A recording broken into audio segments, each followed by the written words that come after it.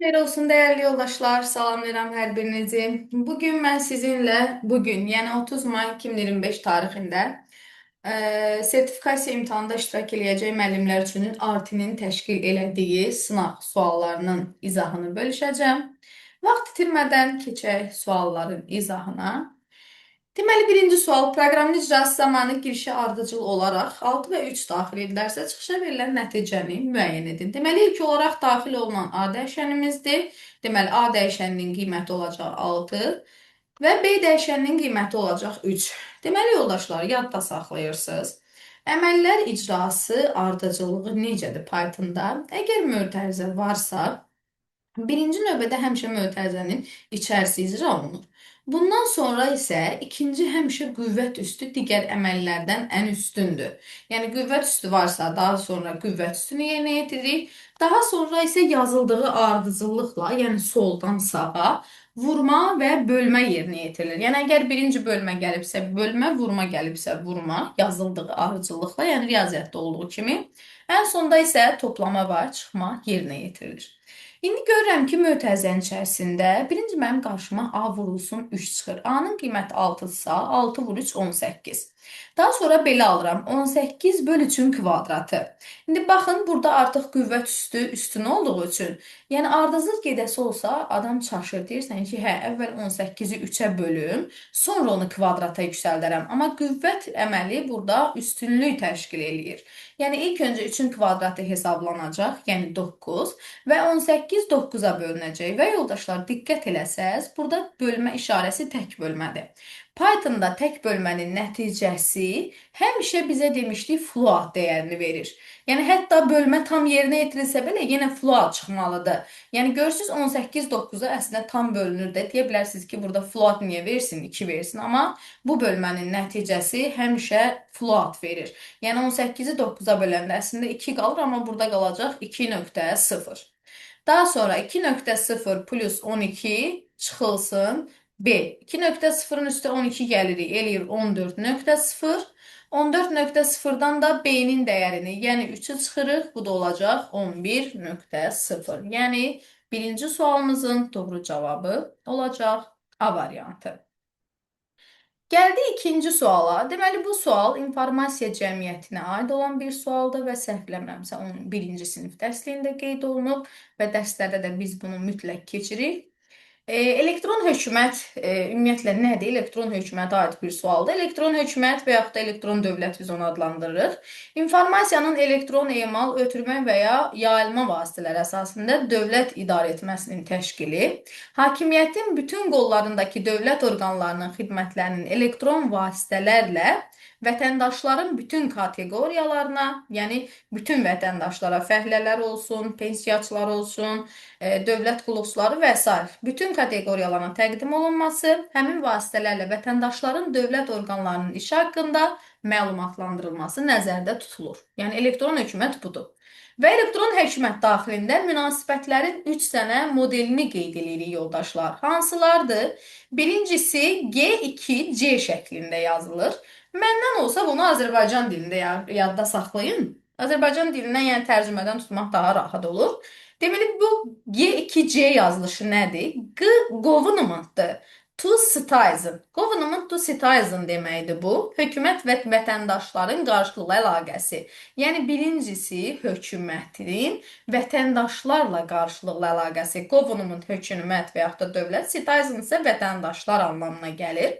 İkincisi government to business'dir. G2B şəklində yazılır. Yenə tərcümədən gəlir. Government hökumətdirsə, business də business'dir. Yəni hökumətin və biznesin qarşılıqlı əlaqəsi. Bura yazıram hökumət və biznes arasında qarşılıqlı əlaqə. Və üçüncüsü ən sonuncu hansı qaldı? G2G, yəni bu da government to government'dır. Yəni hökumətdən hökumətə əlaqə, hökumətin öz işçiləri, öz yəni müəyyən öz qulluqçuları, yəni dövlət qulluqçuları ilə olan qarşılıqlı əlaqəsidir. Burada yazıram hökumətdən hökumətə olan qarşılıqlı əlaqə. Deməli, doğru cavabımız olur G2C, G2B və G2G, yəni hansı variant? Dadaş variantı. Bunları mütləq bilməliyik. Ta neçə illərdir artıq magistr imtahanlarına, MİQ imtahanlarına düşür. Təbii ki, sertifikasiya gələcəyi məlum məsələdir. Hər hansı məsələnin həlli alqoritmdə müəyyən addımlardan sonra axtarılan nəticə alınmalıdır. Bu fikir alqoritmin hansı xassəsinə aiddir? Müəyyən addımlardan sonra nəticə alınmağı mütləq bizdə olur nə? Nəticəvilik xassəsi. Diskretlik xassəsini belə verirdik ki, addımların hər biri sonlu zaman müddətində yerinə yetirilməlidir və bir addım bitdikdən sonra digərinə keçməlidir. Kütləvilik xassəsini iki şəkildə verirdik. Birincisi, alqoritm elə təşkil olunmalıdır ki, ondan hamı istifadə edə bilsin, yəni kütləvi şəkildə. İkincisi isə bir məsələnin həlli üçün nəzərdə tutulmuş alqoritm deməli həmin sinifdən olan bütün məsələlərin həlli üçün yararlı olmalıdır. Müəyyənlik xassəsi, deməli alqoritmin hər bir addımı dəqiq və bir mənalı olmalıdır və bunu həmçinin determiniklik xassəsi də adlandırırlar. Yəni bu variantla bu variant bir-birinə ekvivalent eyni variantlardır. Doğru cavabımız isə olur nəticəvilik. Gəldik dördüncü suala. Unicode əlifbası ilə kodlaşdırılmış süni intellekt ifadəsinin informasiya həcmini bitlə müəyyən edin. Biz bilirik yoldaşlar, Unicode'da bir simvolun informasiya həcmi 2 bayt və yaxud da 16 bit təşkil edir. Deməli, süni intellekt ifadəsindəki simvolların sayını sayıb 16-ya vuracağıq. 1, 2, 3, 4. Burada bir dənə boşluq da var. Onu da saymalıyıq. 5, 6, 7, 8, 9, 10, 11, 12, 13, 14. Deməli, yoldaşlar, bizdə 14 dənə simvol var. Əgər baytla soruşsaydı, 14-ü elə 2-yə vuracaqdınız, 24 bayt. Bitlə soruşduğu üçün isə 16-ya vuracağıq. Bu da eləyəcək 224 bit. Yəni, doğru cavabımız Bakı variantı. Gəldik 5-ci sual. Deməli, HTML-ə aid bir sualdır. Uyğunluğu müəyyən edin. Deməli, ilk öncə birincidə table tagini görürük. Table tagi bilirsiniz ki, cədvəl əlavə etmək üçün istifadə olunur. Border cədvəlin kənar xəttin qalınlığını göstərmək üçün verilmiş bir atributdur. Kənar xəttin qalınlığı 1 təyin olunub. Deməli, cədvəl çərçivəsinin qalınlığını təyin edir. O zaman 1-ə gedəcək D variantı. IMG source, IMG bizdə şəklin əlavə olunması üçün istifadə olunan tagdir. Həmişə source atributu ilə birlikdə işlənir və bura dırnaqda gördüyünüz isə şəklin deməli yolu şəklində verilib bizə. Yəni bu şəklin əlavə olunması üçündür. Yəni C variantı olacaq 2-yə. A href isə deməli A isnadın əlavə olunması üçün istifadə olunan tagimizdir və həmişə href ilə bir yerdə yazılır. Burada isə gördüyünüz dırnaqda olan URL deməli bizim istinadımızı göstərir. Bu da olacaq istinadın əlavə olunması, yəni 3-ə də olacaq A variantı. 1D, 2C, 3A, yəni doğru cavab gəlir o zaman A variantı. Buradan əslində işarə eləyək silinməsin. A yox, 1D, 2C, 3A dedikdə deyəsən, dəqiq varianta baxaq. 1D, 2C, 3A və bu variantımız olacaq bizim doğru variantımız. Daha sonra deməli 6-cı sual rəng dərinliyi, rəng çalarına aid olan bir sualdır. Rəng dərinliyi 7 bit olan palitrada rəng çalarının maksimal sayını müəyyən edin. Rəng çaları deməli sistemdə olan ümumi rənglərin sayına deyilir. Rəng çaları, rəng palitrası, rəng sayı adlandırırlar bunu. Palitra bərabər idi 2 üstündə D. D də burada rəng dərinliyi idi. İndi bizim rəng dərinliyimiz 7 bitdirsə, palitrada olacaq 207, yəni 128. Və həmçinin bununla paralel qeyd edeyim ki, rəng dərinliyi və deməli rəng tərtibi bunlar da eyni anlayışlardır. Deməli, proqramda dövrün gövdəsi neçə dəfə icra olunacaq? Deməli, K-nın başlanğıc qiyməti 18, A-nın qiyməti 4-dür. Nə qədər ki, deməli, A kiçikdir, K 2 bölmə 2-dən bu davam eləyəcək. Val bilirsiniz ki, nə qədərdir deməkdir və onun qabağındakı şərt nə qədər ki, doğrudur, biz bu dövrü təkrar-təkrar yerinə yetiririk. Bu şərt bizə yox deyəndə artıq dövrü qıracağıq, yəni dövrdən çıxacağıq. Deməli, A-nın ilkin qiyməti 4-dür, biz belə başlayırıq. 4 nə qədər ki, kiçikdir 18, 2 bölmə 2-dən. Və diqqət edəcək yoldaşlar, burada K hər dəfə bir vahid artır. K olacaq, yəni 18-dən sonra 19, 20 bu şəkildə gedəcək. A isə hər dəfə A vur 2 çıxılsın 1-dir. Yəni belə eləyək, promoy dövr sayını belə tapa bilərik ki, ilkin olaraq 4-dürsə, 4 vur 2 çıx 1. Əslində addım-addım yazmayıb promoy tapa bilərik, amma çox uzun dövr yoxdur. Ona görə yazaq ehtiyac yoxdur heç ona. Çox güman, çox müəllim qarışdıracaq həmin qaydanı. Ona görə promoy yazıram. Deməli 4 kiçikdirmi 18 bölü 2-dən? Burada bizim S-i hesablamaya ehtiyac yoxdur. Əsas K ilə A-ya baxacağıq. 4 kiçikdirmi 18 bölü 2-dən? Bəli. Daha sonra K-nın qiyməti olur 18 plus 1 19. A-nın qiyməti olur 2 vur 4 8. 8 çıx 1 7. Yenə yoxlayır 7. Kiçikdirmi deməli 19 2 bölmə 2-dən? 19 2-yə böləndə 9 düşür. Baxın artıq biz bir dövr elədik. Doğrudurmu? Kənarda yazıram. Yəni dövrün gövdəsi bu hissədir. Bura neçə dəfə təkrarlanırsa, onu biz təkrar icra eləyəcəyik, yəni sayacağıq. Bizə deyir dövrün gövdəsi neçə dəfə icra olunacaq. Deməli 7 kiçikdir 19 bölü 2-dən, yenə bəli. Deməli K bir dəfə olacaq 19 plus 1 20. A da bərabər olur. Deməli 7 vur 2 14, 14-dən 1 çıxırıq 13. Deməli 2 dəfə dövrün gövdəsi artıq icra olundu. Deməli, növbətdə yenə yoxlayırsınız. A kiçikdirmi? 13 deməli kiçikdirmi? K 2 bölmə 2-dən, 20 2 bölmə 2-dən. Artıq 20-ni 2-yə böləndə 10 düşür. 13 kiçikdirmi ondan? Yox. Deməli, dövr qırıldı. Dövr qırıldısa, vəsiyo. Deməli, bizdən nə soruşurdu? Dövrün gövdəsi neçə dəfə təkrarlanacaq? Gördüyünüz kimi dövrün gövdəsi 2 dəfə təkrarlandı. Əgər çox olsaydı, məsələn 10 və yaxud da ondan yuxarı dövrlərdə artıq burada bərabərsizlik hissəsinə baxıb bunun yox qolundan dövrlərə bir x deyərək dövrlərin sayını birbaşa tapa bilərdik. Amma dövrün sayı azdırsa, heç o yola getməyə ehtiyac belə yoxdur. 8-ci sual qraf informasiya modelinə aid olan bir sualımızdır. Cədvəldə bu yaşayış məntəqələri arasında yolların uzunluqları qeyd olunub. Hər məntəqədən bir dəfə keçməklə deməli A, F məntəqələr arasında ən qısa yolu. Burada belə baxırdıq ki, A-dan çıxanda ilk öncə ən qısa yola baxmalısınız və F-ə gələndə ən qısa yola baxmalısınız. F-ə baxan kimi görürəm ki, F-ə bir dənə Y-dən gördüyünüz kimi yol gəlir, o da 1 ilə. Deməli, Y-dən 100% F-ə gələcəm 1 ilə. İndi çalışmalıyam ki, A-dan Y-yə ən qısa məsafədə gedim. Baxırıq ki, A-dan Y-yə birbaşa məsafə yoxdur. Y-yə də ən qısa görürsünüz D-dən gəliblər. Deməli, D-yə getsəm, hər hansısa bir vasitə ilə oradan Y-yə getsəm, yenə ən qısa olur. Görürəm ki, A-dan D-yə də birbaşa yol yoxdur. Amma baxın, A-dan B-yə getsəm, 5 ilə B-dən D-yə gedə bilərəm. Çünki o 7-yə getməyə ehtiyac yoxdur, o daha böyük olur.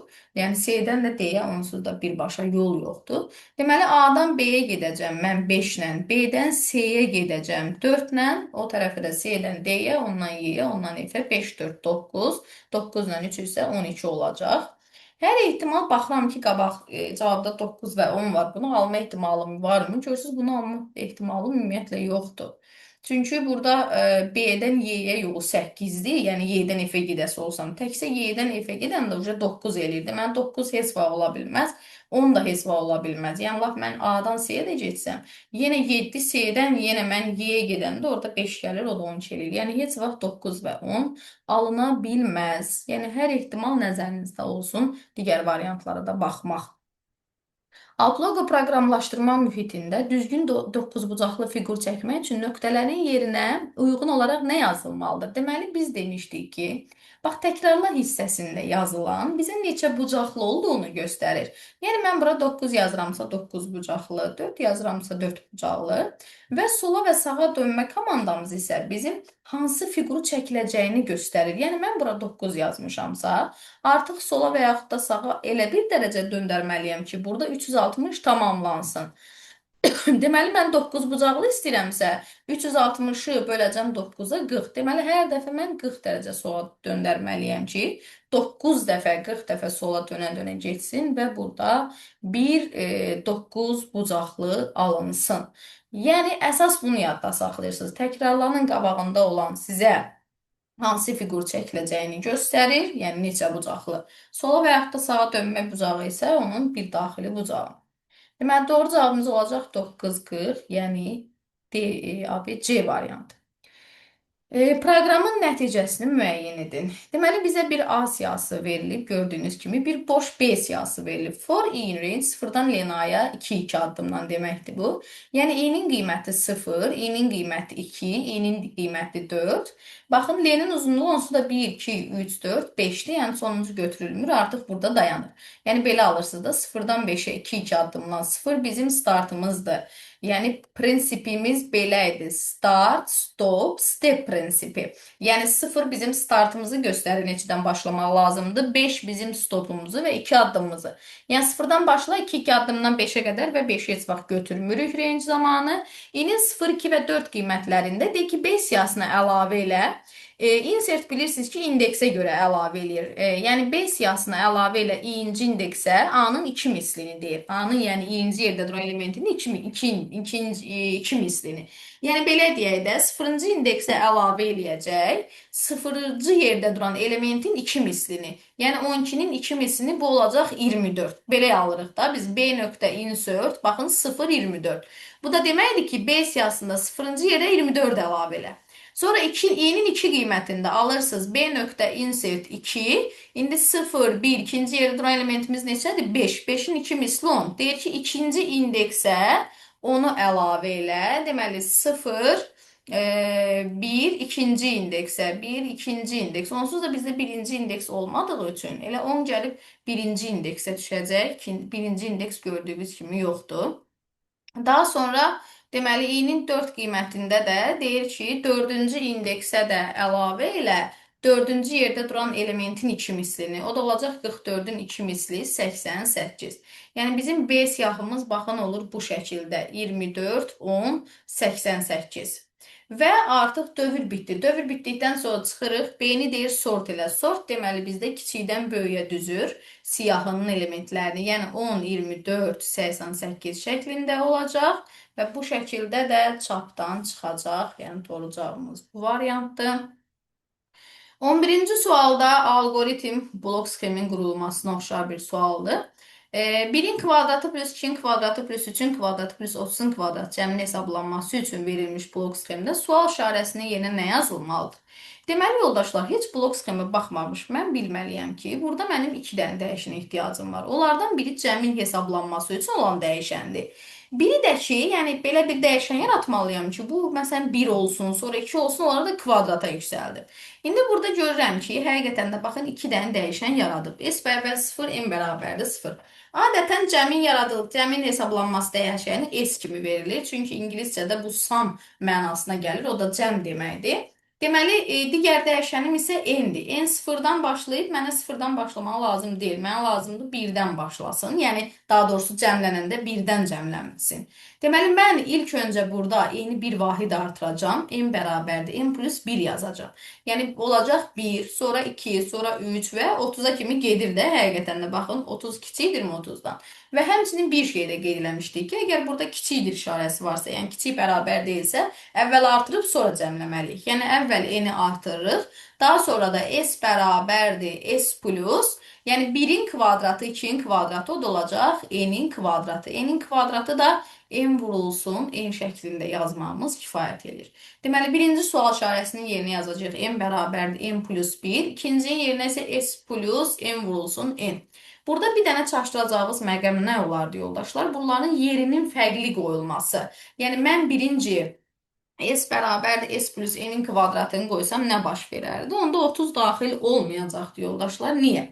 Bax, təsəvvür edin ki, mən gedib n-i, yəni bax bir dənə bunun yerinin sizə fərqli yazılışını izah edeyim ki, ən çox o çaşdırılır müəllimlər tərəfindən. Birinci yazsam s bərabərdir s plus n-in kvadratı, daha sonra n bərabərdir n plus 1 yazsam, birinci növbədə burada bir dövr boşu-boşuna gedir, yəni sıfırın hesablanmasına görə. Əsas məsələdə sonda 30-u götürməyəcək. Niyə? Bax, n kiçikdir 30. Həmişə demişəm ki, öz müəllimlərimə izah eləmişəm, ümumi hamı üçün də deyim. Bir dənə sonuncu qiymətə baxın. Bax, təsəvvür eləyin ki, burada gəldi S 28-in kvadratını cəmlədi və n oldu 29. Gəlir yoxlayır, 29 kiçikdirmi 30-dan? S gəldi, 28-in kvadratını cəmləmişdi, 29-un kvadratını da cəmləyir. N olur 30. Və qayıdıb yoxlayanda 30 kiçikdirmi 30-dan? Yox. Görürsünüz, dövr qırıldı. Deməli, bu mənə sərf eləmir. Bunların yerini mən fərqli yazsam doğru olmayacaq. Yəni, bu tip sualda ən çox çaşdırılan məqam odur ki, mən görəsən birinci n bərabərdir n plus 1-mi yazdım, yəni A variantındakı kimi. Yoxsa, baxın bu variantdakı kimi birinci n-in kvadratı plus s, sonra n plus 1-mi yazım. Bax, bu tip suallarda qeyd elədiyim kimi, həmişə son iki qiymətə baxanda doğru cavabı tam olaraq almaq olur. Elektron cədvəl fraqmentində ambardakı məhsulların qiyməti, aha, bunlar bizim qiymətimiz C xanasında sütununda verilib və endirim faizləri isə D sütununda verilib. Bu verilənlərə əsasən Y2 xanasında endirim məbləğini hesablamaq üçün hansı düstur yazılmalıdır? Y2 deməli bizim bu xanamızdır. Bunun endirim məbləğini hesablamaq üçün deməli 1200-ün 30 faizini tapmaq lazımdır. Heç nə 1230-u vurmalıyam. Buna 1230 bizdə gördüyünüz kimi C2 xanasındadır. C2 xanasını vurmalıyam D2 xanasına. O da orada faiz yazılmıyor. Əgər faiz yazılsaydı promo hesablayardı. Bir dənə də bölünsün. 100 yazmaq lazımdır. Yəni 1230-un 100 faizinin tapılması. Burada hər hansısa bir variantlarda yəni mütləq ünvan verməyib. Ona görə ona heç ümumiyyətlə ehtiyac yoxdur. Elə D2 vurulsun C2, C2 vur D2 eyni anlayışlardır. Bölünsün 100. O da bizdə olur. Baxın. Bu variant. Gəldik 13-cü suala. Uyğunluğu müəyyən edin. İnformasiyanın xassələri hansılardır? İnformasiyanın xassələri tamlıq xassəsi, faydalılıq, aktuallıq, adekvatlıq, daha sonra indi əsas xassələri mən sizin üçün qeyd edirəm. Deməli, informasiyanın növləri. İnformasiyanın növləri hansılardır? Taktil informasiya, yəni dər vasitəsilə qəbul etdiyimiz informasiya. Sonra ola bilər qrafik informasiya, yəni göz vasitəsilə qəbul etdiyimiz video və qrafik informasiya və s. İnformasiya prosesləri isə hansılar ola bilər? Burada gördüyümüz emal prosesi, qəbul etmə prosesi, toplanma prosesi və yaxud da ötürülmə prosesini qeyd edə bilərik. Ta aşağı siniflərdə biz bunu öyrənirik. Deməli, birinciyə uyğun olacaq D variantı aktuallıq xassəsi. Qeyd edelim ki, informasiyanın aktuallıq xassəsi informasiyanın cari zamana uyğunluq xassəsidir. Yəni, bugün eşitdiyim informasiya, bugün üçün aktual olan informasiya sabah üçün artıq mənim üçün aktual deyil. Deməli, informasiyanın növlərinə gələcək taktil informasiya, yəni 2-yə gələcək A variantı və bayaq qeyd elədim, yenə qeyd edirəm. Taktil dedikdə dəri vasitəsilə qəbul etdiyimiz informasiya. Yəni, məsələn, əlimizi qaynar suya vururuq, onun qaynar olduğunu bilirik və yaxud da soyuq suya vuranda onun soyuq olduğunu seçirik və həmçinin yumşağa vuranda bilirik pambıqdır və yaxud da bərkə vuranda bunun dəmir olduğunu seçə bilirik. İnformasiya proseslərinə isə burada Y variantı aid olacaq. Bir dəqiqə, burada növlərinə dad informasiyası da aiddir. Yəni, duyğu üzvlərimiz vasitəsilə qəbul etdiyimiz informasiya. 3-ə isə aid olacaq Y variantı. 1D, 2AC, 3Y olacaq bizim doğru variantımız. 1D, 2AC, 3Y. Burada B'dir. A, tamlıq. Tamlığın adını qeyd elədim, yazmağı unutdum. Bəli, tamlıq xassəsi də informasiyanın xassəsidir. 1BD, 2AC və 3Y olacaq doğru cavabımız. Deməli, tamlıq xassəsinin tərifində yeri gəlmişkən deyim, yəni toplanmış informasiyanın miqdarı ilə təyin olunur. Yəni, mən informasiyam tamdımı, yoxsa yarımçıqdımı bunu bildirir, adından məlumdur, yəni. 14-cü sualda proqramın icrası zamanı girişə belə bir, deməli, sətirdir bu. Sətir daxil edilərsə, nəticəni müəyyən edin. Deməli, S input verib, yəni bunu mən sətir kimi daxil edəcəm. Split isə bilirsiniz ki, sətrin siyahıya çevrilməsidir. Deməli, bu split nədən parçalamaq lazımdır? Yəni, splitin mötərizəsinin içərisində nə yazılıbsa, biz ona əsasən parçalayırıq. Yəni, birdən parçalamaq lazımdır bunu. Yəni, mənə verilən bu sətir, görürsünüz, siyahının elementləri olmalıdır. Bəs o siyahının elementləri necə ayrılsın? Yəni, bu split bir onu göstərir ki, birdən ayıraraq, yəni bütün gördüyümüz birlərin yerinə və bu şəkildə vergül işarəsi ataraq bunu siyahının elementlərinə çevirmək lazımdır. Yəni, olacaq belə, dırnaqda 23, birləri ayrıcı kimi istifadə edir, dırnaqda 4, dırnaqda 52, Deməli, dırnaqda 33 və dırnaqda 98. Və deyir ki, for i'niz getdi, s'in siyahısının elementlərinə bir-bir i götürdü və əgər int i faiz 2, intə niyə çevirməyə ehtiyac var? Gördüyünüz kimi stringdədir. Yəni bunun integer versiyası cütdürsə, onu A siyahısına əlavə elə. Yəni belə çıxır ki, burada 23 əlavə olunmayacaq, 33 əlavə olunmayacaq, 4, 52 və 98 ardıcıl olaraq görürsüz, gördüyünüz bu A boş siyahısına əlavə olunacaq. Yəni dırnaqda 4, dırnaqda 52 və dırnaqda 98 bura əlavə olundu və dövr bitdi. Ən sonda da join funksiyası splitin bir növ tərsidir. Yəni siyahının sətrə qaytarılmasıdır. Və bu join-in qabağında baxın dırnaqda nə verilibsə, vergülün yerinə o gəlir. Yəni join nə deməkdir? Birləşdir. Yəni mən bu siyahını sətrə necə keçirərəm? 3 dənə ayrı-ayrı elementdə. Mən bunları birləşdirmək üçün o vergülləri nəsə eləməliyəm. Vergüllərin yerinə nəsə gəlməlidir. Bax, join-in qabağında dırnağın içində yazılan bu vergüllərin yerinə gəlir. Və burada da görürsünüz dırnağın içində hal-hazırda heç nə yoxdur. Ona görə yəni dırnaqlar, vergüllər yox olsun, onların yerinə heç nə gəlməsin. Bunlar birləşsin. Yəni 4, 52, 98 və printdə dırnağı yediyi üçün burada doğru cavab olacaq 4, 52, 98. O da bax bu variantımızdır. A, B, C variantı. Yəni bunları siz mütləq bilməlisiniz. Joint neynir, split neynir, yəni neynir deyəndə hansı tipdən hansı tipə çevirir mütləq bilmək lazımdır. Append də ki, həmçinin yəqin ki, foru və if-i bilmədən ümumiyyətlə imtahana gedən olmaz. Deməli, alt logo, yenə ikinci artıq alt logo sualıdır yoldaşlar. Deməli, əsas bura baxırıq.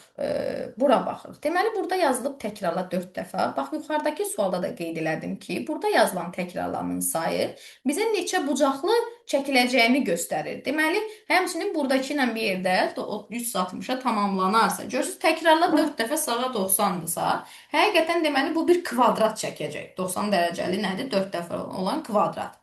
Və burada görürsünüz alt proqramın içərisində təkrarla 2 dəfə. Yəni bunu 2 dəfə yerinə yetirir. Əsas məsələ bilirsiniz nədir? 2 dənə kvadrat olacaq. Variantların hamısı 2 dənə kvadrat. Əsas məsələ bu 2 kvadrat bir-birinə nəzərən necə yerləşəcək? Bunu da promoy görmək olur. Birinci bağı bu istiqamətdə başlayıbsa, çünki görürsünüz ən başda sağa və yaxud da sola dönmə yoxdur.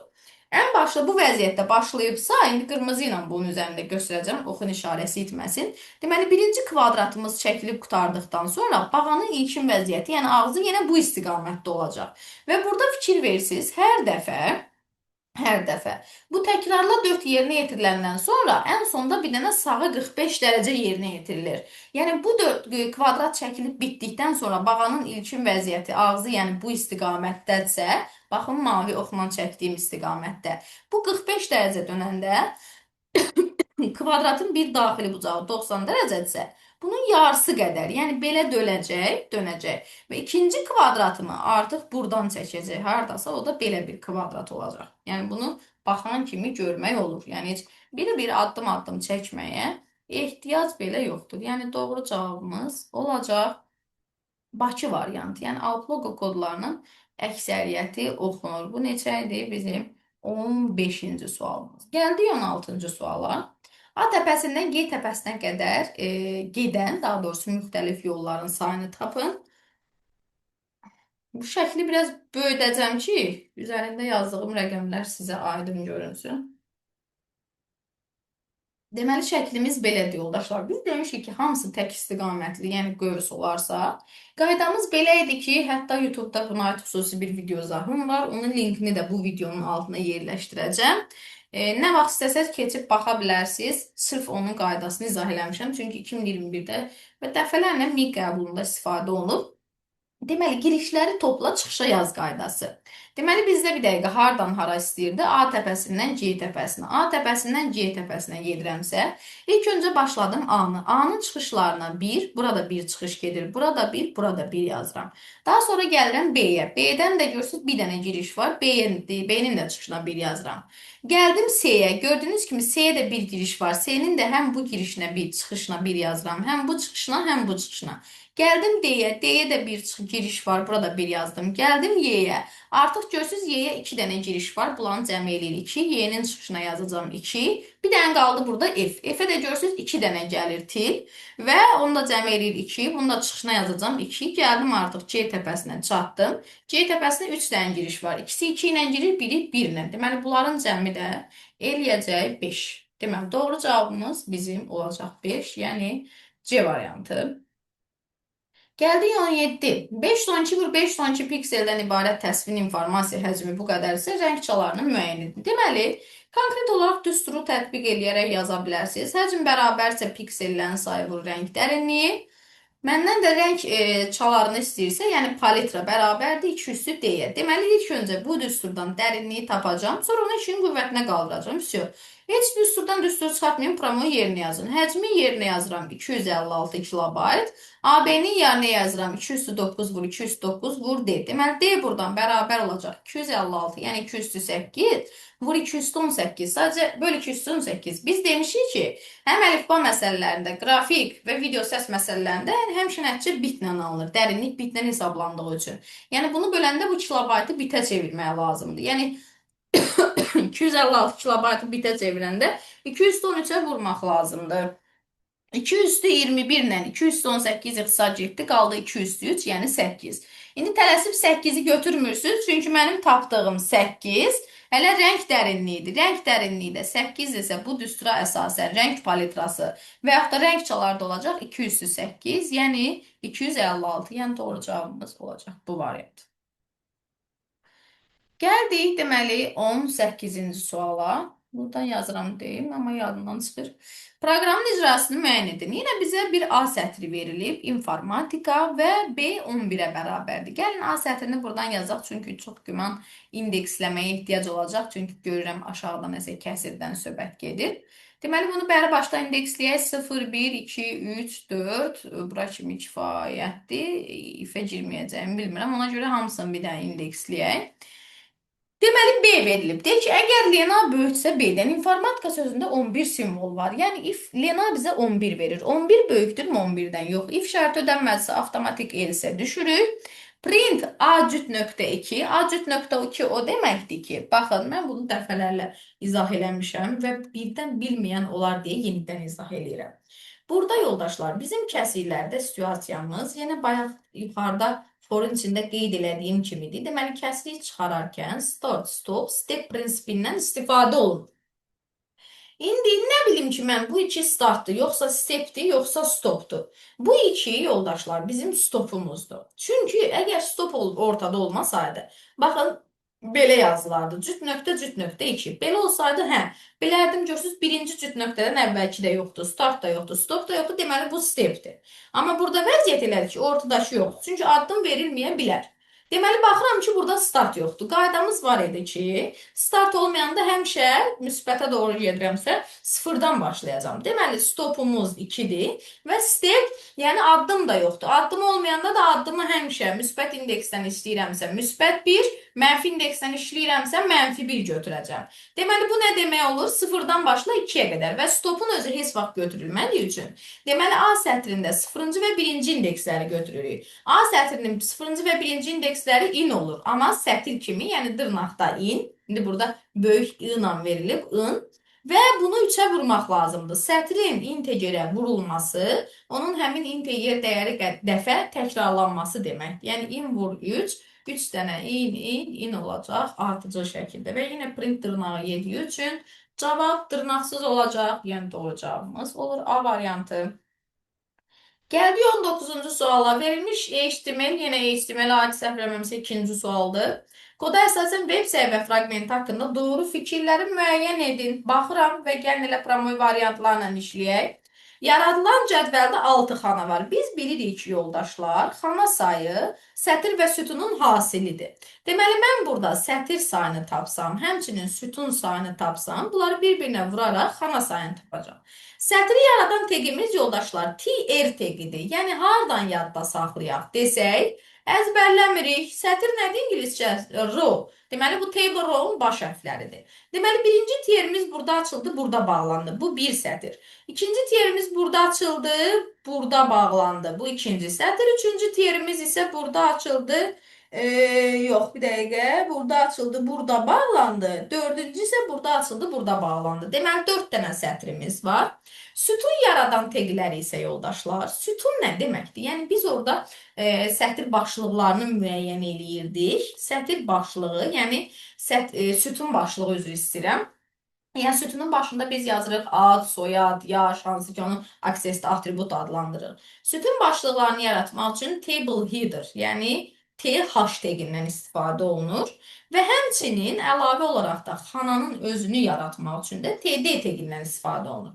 Yəni sütun elə xana başlığı deyilmi? Mən məsələn ad, soyad yazmışamsa 2 dənə sütunum olacaq. Yəni TH-ları saymaq və yaxud hər hansı bir sətirdə olan TD-ni saymaq kifayət eləyir. Görürsünüz, burada bir dənə TH var. Yəni belə çıxır ki, bir dənə sütunumuz var. İndi deməli, 4 dənə sətir, bir dənə sütunumuz varsa, ümumi bizim xana sayımız olacaq 4. Yəni bir-bir saya bilərsiniz, amma ehtiyac yox. 4 dənə deməli xanamız var. Yəni avtomatik 1 yanlışdır.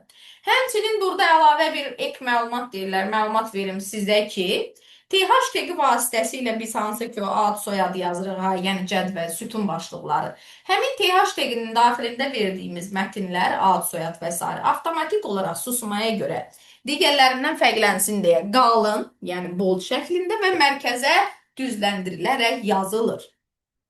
Bunu mütləq yadda saxlayın.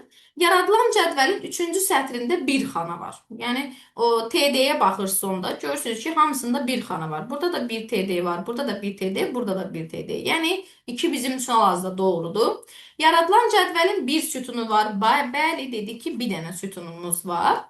Yaradılan cədvəlin 3-cü sətrinin ikinci xanası. 3-cü sətrinin ümumiyyətlə ikinci xanası yoxdur. Baxın, 3-cü sətr budur. Burada da bir dənə xana var. Orada da K yazılıb. Getdi. Diqqətsiz olsaydınız düz götürə bilərdiniz. Yəni K-nı düz verib, amma ikinci xanası deyil, axı birinci xanasıdır. Yaradılan cədvəlin ikinci sütununda C hərfi yazılıb. İkinci sütun ümumiyyətlə yoxdur. C hərfi ikinci sətirdə yazılıb. O da baxın, ikinci sətirdə görürsünüz xananın içərisindədir. Deməli, bu da yanlışdır. Deməli, doğru cavabımız olacaq 2 və 3. O da variantlara baxanda hər dəfə əziyyət çəkirəm. Deməli, A, B, C, D variantı olacaq bizim doğru cavabımız. Gəldi 20-ci suala. Alqoritm icrası nəticəsində çıxışa verilən ədədi müəyyən edin. Deməli, enin başlanğıc qiyməti bir dəqiqə. Biz bunu əslində böyük götürək ki, siz də rahat görə biləsiniz, mən də rahat işləyim.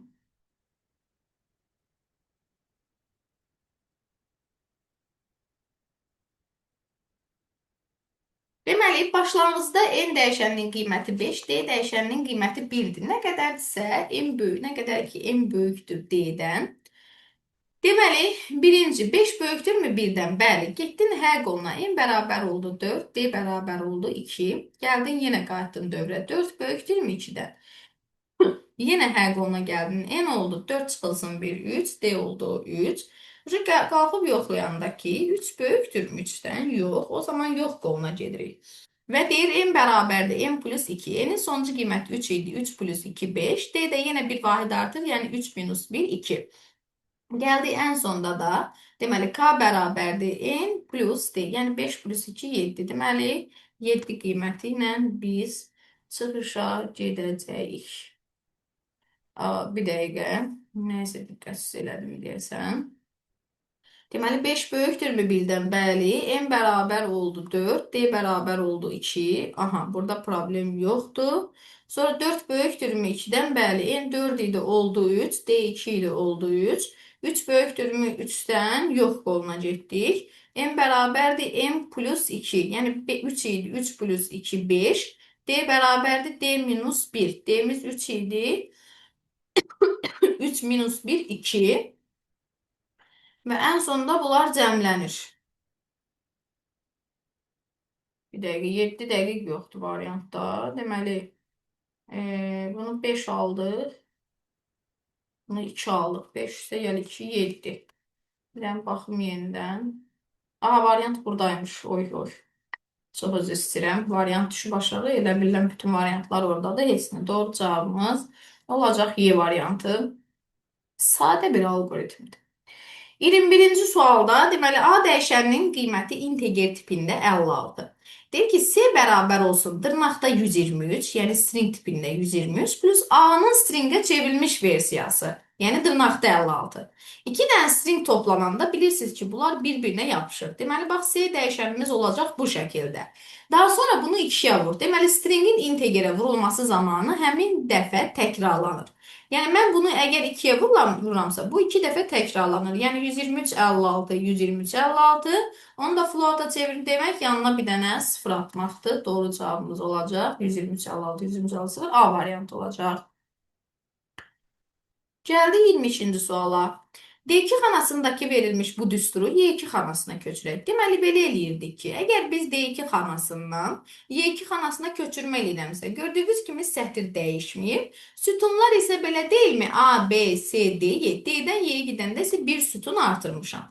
Deməli, mənə verilən düsturda da, yəni C dollar 2 vurulsun, 1 plus D2 bölünsün 100 düsturumda. Sətirlərlə və rəqəmlərlə işim yoxdur. Sütunları bir vahid artıracağım. Yəni C olacaq D. Dollar 2 mütləq ünvandır. Köçürmə zamanı dəyişmir. Bir ünvan deyil, rəqəmdir. Onunla işim yoxdur. Plus D2 olacaq. Y2, yəni D dəyişdi, amma 2 yenə dəymədim. Bölünsün 100 ilə də mənim işim yox. Deməli, D dollar 2 vurulsun. 1 plus Y2 bölünsün 100. O da səhv eləmirəmsə bu variantımız olur. Sadə köçürmə sualı yenə. Kalkulyator icraçısı yalnız iki komandanı yerinə yetirə bilir. Deməli, birinci komandamız 2-yə vurma komandasıdır.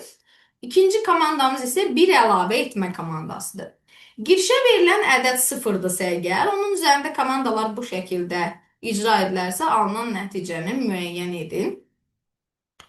Deməli, ardıcıl icra eləyək. Deməli, sıfırdırsa, sıfırda əvvəl üzərinə 1 gəlir, 1. Sonra 2-yə vurur, 2. Sonra yenə üzərinə 1 gəlir, 3. Yəni, baxın, komandaları ardıcıl yerinə yetirirəm. 2-ni elədim, 1-i elədim, 2-ni elədim. Daha sonra 2 dənə arda-arda 1 gəlir. Yəni, 2 dəfə 2-yə vurulur. 3 vur 2, 6. 6 vur 2, 12. Hətta 3 dəfə vurulur. 3 dəfə 1 var. Bir də 2-yə vururam. Eləyəcək 24. 3-dən 1 getdi. Sonra yenə üzərinə 1 gəlirəm. 25. Ən sonunda bir dəfə də 2-yə vururam. Bu da olacaq 50. Deməli, doğru cavabımız olur 50. Biz sıralarımızda bunun qat-qat daha çətin versiyalarını işləmişik. Yəni, normal sualdır. Əlifbanın gücü 4096 simvol. Yəni, böyük M bərabərsə 4096-ya. Bunu yazan kimi bilirəm ki, artıq bu əlifba sistemində mənim bir simvolumun həcmi 12 bitdir. Bu əlifbanın simvolları vasitəsilə yazılan mətnin informasiya həcmi 3 kilobayt olarsa, mətndə neçə simvol olduğunu müəyyən edin. Heç bir şeydə yoldaşlar 3 kilobaytı 12 bitə böləcəksiniz və yaxud da lap düstur da yazım sizin üçün. Həcm bərabər isə simvol vurulsun bir simvolun həcminə. Həcmin yerinə yazıram 3 kilobayt. Simvolu bilmirəm, məndən onu soruşur. Vurulsun i. İ'ni də nə tapdım? 12 bit yazdım. Yəni i burada bir simvolun həcmi. Heç bir şey simvol sayı bərabərdir. 3 kilobayt bölünsün 12 bit. Aşağı bitdi, yuxarını da bitə çevirirəm. Kilobaytdan bitə çevirən zaman 213-ə vururam. 3 ilə 12 ixtisar gedir, yuxarıda qalır. 4. 4 vur 213, yəni 2 üstü 15. 2 üstü 15'imiz də haradası eləyir? 2 üstü, deməli, o üzr istəyirəm. Burada 4 aşağıda qalır. Çox-çox üzr istəyirəm. 3 ilə 12 ixtisar gedib 4 aşağıda qalır. 2 üstü 13 böldürdük. 2 üstü 11 qalır. O da eləyəcək 2048. Bəli, bəzən biz də möhtəşəm hesablamalar eləyə bilirik izah zamanı. Yəni, bu normal haldır. Proqramın nəticəsini müəyyən edin. Deməli, birinci sətirdə nə baş verir?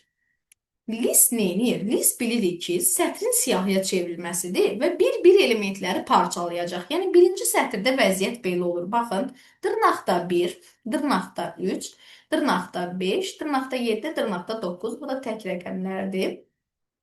Sonra for i in a. Gedib i bunun içindən bir-bir a, yəni A siyasi elementlərini bir-bir götür demək. Yəni, i birinci bunu götürəcək. 1-i, 3-ü, 5-i, 7, 9-u ardıcıl. Və deyir ki, Əgər bu götürdüyün i'nin integer versiyası, yəni rəqəm, əgər cütdürsə yes çap elə, əks halda 3-ə bölünürsə no çap elə, əks halda 3 dənə ulduz. Vsyo, birbaşa tapacağıq artıq. İlk öncə qiymətimiz 1-dir. 1 2-yə bölünürmü? Xeyr. 1 3-ə bölünürmü? Xeyr. Deməli, ES-ə düşəcək və ilk öncə 3 dənə ulduz gəlməlidir. Variantlar da göz qabağında olsun, daha sürətli seçmək üçün deyirəm. Bu şəkildə. Aha. Bir dəqiqə siyahını görmürəm hal-hazırda. Yəni siz işləyəndə elə olar ki, bunun heç hamısını yazmağa ehtiyac yoxdur. Promoy nəticə çıxacaq. Baxın. Deməli növbəti gəlir 3. 3 2-yə bölünürmü? Xeyr. 3 3-ə bölünürmü? Bəli. Və burada üzr istəyirəm, bir şey qeyd eləmədim. Bayaq deməli elsin printinə düşəndə 3 dənə ulduzdan sonra end bir dənə burada cüzi balaca bir boşluq qoyacaq deyəsən. Bu boşluq var yoxsa yoxdur? Oxşuyur. Nəyəsə variantlarda onsuz elə bir ayrımcılıq yoxdur. Deməli 3 2-yə bölünürmü? Yox. 3 3-ə bölünürmü? Bəli. Bundan sonra bir dənə no sözü gəlməlidir. Vsyo. O da onsuz bir dənə variantda var. Cavabı tapmışıq. Amma yenə hər ehtimal davam edirəm sizə aydın olsun. Sonra 5 2-yə bölünürmü? Xeyr. 5 3-ə bölünürmü? Xeyr. Yenə else düşür. Deməli 3 dənə də ulduz burada çap eləyəcək. 7 2-yə bölünürmü? Xeyr. 7 3-ə bölünürmü? Xeyr. Yenə deməli 3 dənə yenə burada ulduz çap olunacaq. 3 dənə ulduz. Və ən sonuncu 9-dur. 9 2-yə bölünürmü? Xeyr. 9 3-ə bölünürmü? Bəli. Bir dənə də no sonda çap olunur və növbəti sətrə keçməyə qoyulur. Deməli, bir dənə baxaq. Düzdür həqiqətən də. Bəli. Onsuz da düzdür. Bəri başdan görürsünüz. Bir dənə no-nu tapan kimi əslində cavabımız çıxır. Və yenə burada xırdalıq bir nüansa toxunum. Hansı ki, mən promoy variantla işlədim. Onun nüansa toxunmadım. Normalda bilirsiniz ki, forun içində print işləyəndə axı hər dəfə növbəti sətirdən verməlidir nəticəni. Amma demişdik ki, bax, end bu şəkildə printin içərisində yazılanda. Bu dırnağın içində məncə heç nə yoxdur, yəni. Burada biraz ara kimi görünür, amma orada heç bir boşluq yoxdur. Yəni, baxın, ilk 3 dənə ulduz çap olundu. Birinci bura gəlmişdik. Və end bura heç nə qoymur, amma kursoru burada gözlədir deməkdir. Yəni, növbəti sətrə keçməyə qoymur. Yəni, burada o endlər olmasaydı, hamısı ayrı-ayrı sətirdən, yəni növbəti sətirlərdən çap olunacaqdır. Bu da nəzərinizdə olsun. Gəldi 26-cı suala. Monitor sözü Sezar üsulu ilə şifrələnərək, deməli, monitor sözü Q, S və yaxud da nəyəsə çevrilib. Hamısına baxmaya ehtiyacı yoxdur. Bir dənəsinə baxmaq kifayətdir. Çünki kodu özü verib. Yəni alınan sözü özü verib. Deməli, M Q ilə əvəz olunubsa yoldaşlar, bax 1, 2, 3, 4. Özündən sonra gələn görürsünüz 4-cü hərflə əvəz olunub. Deməli, bizim K açarımızı göstərən o ədədimiz 4-dür. Vsyo. Yəni durum hamısına baxın. Burada vaxt itirmə ehtiyac yoxdur. Gəldik 27-ci suala. Verilmiş sözlərin ASCII əlifbasında kodlaşdırıldığını bilərək yoğunluğu müəyyən edin. Deməli, ilk öncə bilirik ki, ASCII standartında bir simvolumuz 1 byte və yaxud da 8 bit informasiya həcminə malikdir. Deməli, kompüter sözü. Kompüter sözündə 4, 4, 8 dənə simvol var. Bu olacaq 8 byte və yaxud da 64 bit. Hansı var variantlarda? 8 byte da var, 64 bit də. Biri olacaq AB. İkinci klaster. Klaster sözündə deməli 7 simvol var. Bu olacaq 7 byte və yaxud da 7 vur 8 56 bit. Hansı var variantda? 56 bit var. 2-yə gedir C variantı. Disk sözü 4 simvoldan ibarətdir. Bu da olacaq 4 byte və yaxud da 32 bit. Hər ikisi var. 3-ə də gedir D və Y. A, B, C, D, Y, yəni A variantımız olur. Doğru cavabımız. Gəldi 28-ci suala. Verilmiş URL ünvan hissələrinin doğru ardıcıllığını müəyyən edin. URL ünvan düzəldən zaman yoldaşlar. Birinci növbədə həmişə bizim olur ötürülmə protokolumuz.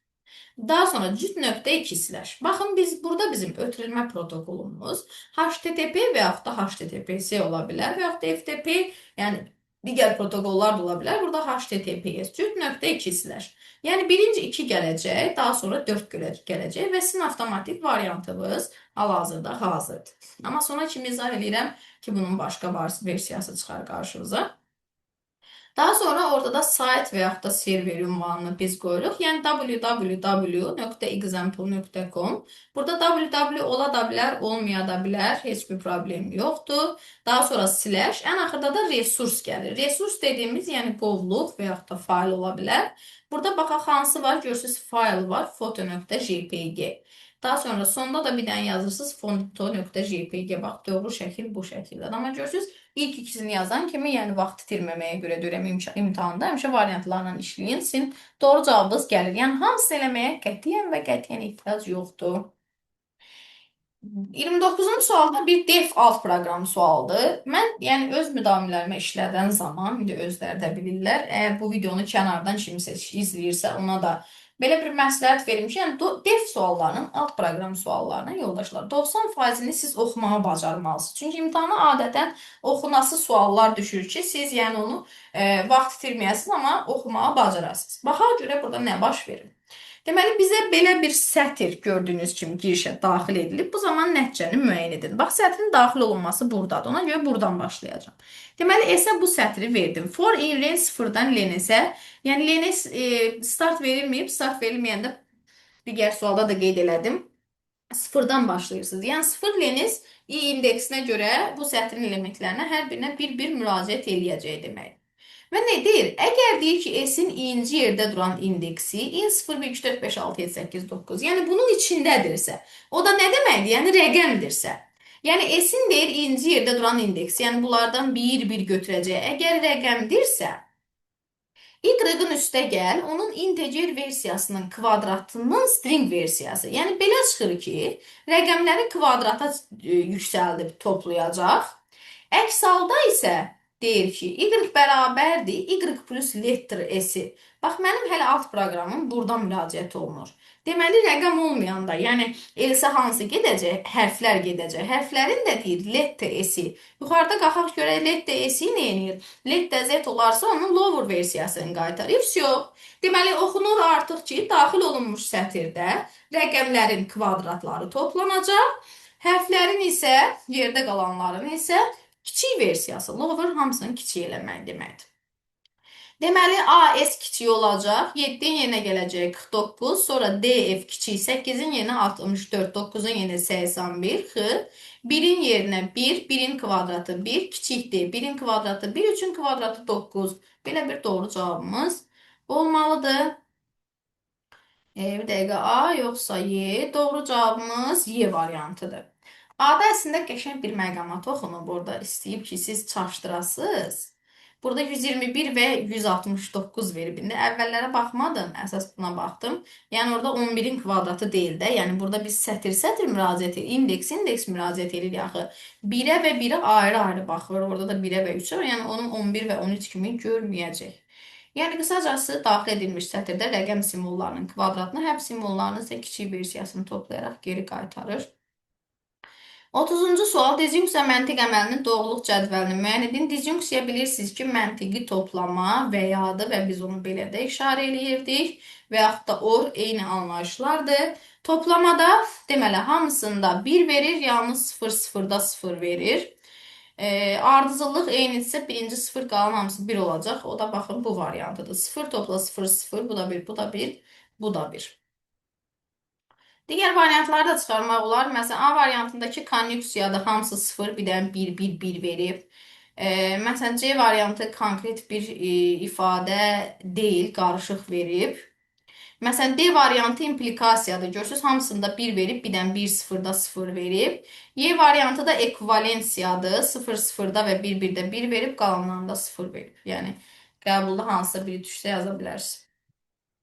Uyğunluğu müəyyən edin. Yalnız sətirlərə tətbiq olunan metodlar, yalnız siyahlara tətbiq olunan metodlar və həm sətirlərə, həm siyahlara tətbiq olunan metodlar. Deməli, gəlin baxaq, 1, 2, 3 yazırıq. Yalnız sətirlərə tətbiq olunan metodlar. Baxın, split dedi ki, siyahını, sətri bölüb siyahıya çevirir.